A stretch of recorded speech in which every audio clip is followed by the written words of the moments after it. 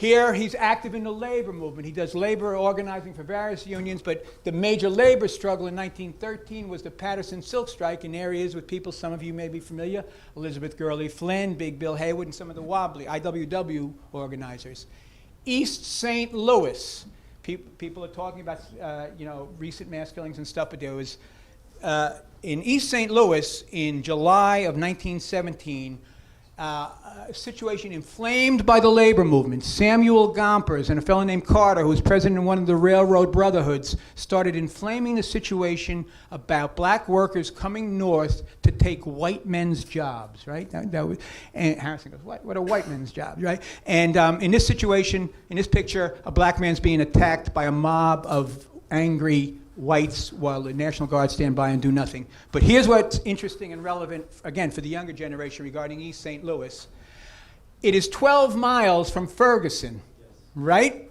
And Harrison calls a meeting to protest, because in East St. Louis, the estimates of the number of African Americans killed is 39 to 250.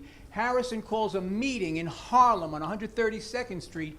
1,000 people turn out to protest, just as after Ferguson in New York we had mass demonstrations. But there's history, again, to so much of this stuff that we do well to learn from. And he gets pretty militant, because the Times is quoting him about we'll take an eye for an eye and a tooth for a tooth, and he's talking militant armed struggle. Now, ordinarily when I say the next thing, I pull out of my pocket a black stone I have. It's called a touchstone. But if you don't remember anything else from today's presentation, try to remember this one, the touchstone. A touchstone is a black stone.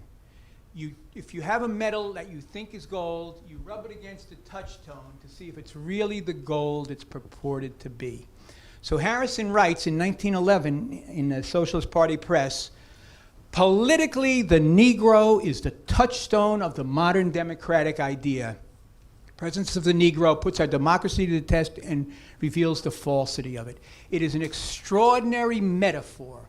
Any issue we look at in society, housing, employment, incarceration rates, health care, pick an issue, let's put it to the test. How are black people faring? What are we going to do about it? It's a guide for political action, which is one of the things that we here today are all coming together around. Remember that touchstone. He goes on in the same passage to say that true democracy and equality implies a revolution startling to even think of. And I have no doubt that that sentiment foreshadows the 1960s, when the civil rights black liberation struggle is a catalyst for all these other movements for social change. The anti-war movement, student movement, women's movement, gay and lesbian rights, labor movement.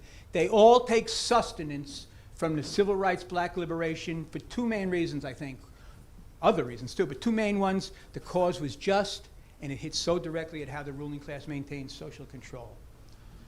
Okay, here's where we take Harrison. Here's where we foreshadow Harrison. I mean, Allen again, but we see this in Du Bois also. Harrison in 1912, again in the leading socialist journals, argues that the 10 million Negroes of America form a group that is more essentially proletarian, working class, right? And under slavery, they were the most thoroughly exploited of the American proletariat. So he views enslaved black labor as proletarian. W.E. Du Bois, 1935, writes a book which reshapes a lot of people's interpretation of U.S. history. And he makes a similar point. He goes, yet the white labor movement, with few exceptions, never realized the situation. It never had the intelligence or knowledge to see in black slavery and Reconstruction the kernel and meaning of the labor movement. Allen argues, understanding enslaved black labor as proletarian does several things. It provides us some of the most heroic examples in labor history of struggles. It helps to tear the covers off white labor's betrayal of black labor. Well, yeah, they're somehow different, right? They're not workers like we are and all that.